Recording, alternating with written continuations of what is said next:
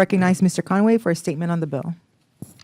Thank you, Madam Chairman, and thank you certainly to my friend and fellow Air Force officer Troy Downing for joining me in bringing this important program to account for those parts of the program that didn't work according to the expectations of the American people. American people understood very well how important it is to help during the pandemic, but these are taxpayer dollars, and the American people expect that those taxpayer dollars are going to be spent according to the law, and that those who violate the law should be held to account for those transgressions. More than 30 million small businesses were negatively impacted by the COVID-19 pandemic. The federal government quite properly took action in an unprecedented way to ensure that money flowed into our small businesses, which are so important to our economy. And over the course of 18 months, the SBA administered 4 major loan programs and delivered 22 million loans and grants totaling $1.2 trillion.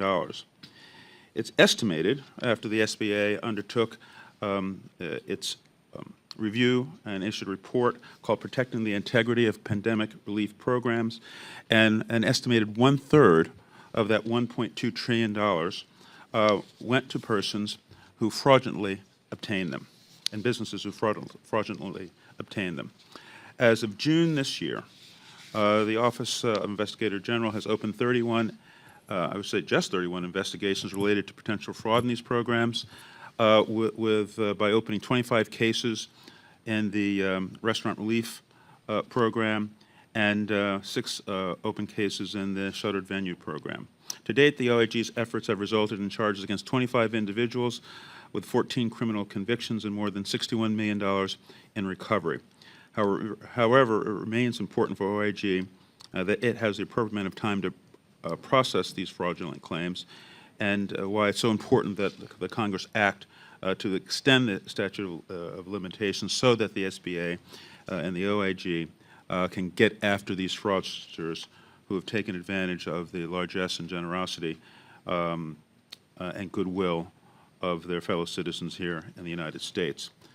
I would note that in the Restaurant Revitalization Fund, nearly $29 billion was spent in that program, and in the Shuttered Venues Operators Grant, about $15 million was spent in that program. We understand small businesses in Jersey. It's nearly half of our jobs are created there. We have tens of thousands of restaurants and hundreds of thousands of small businesses.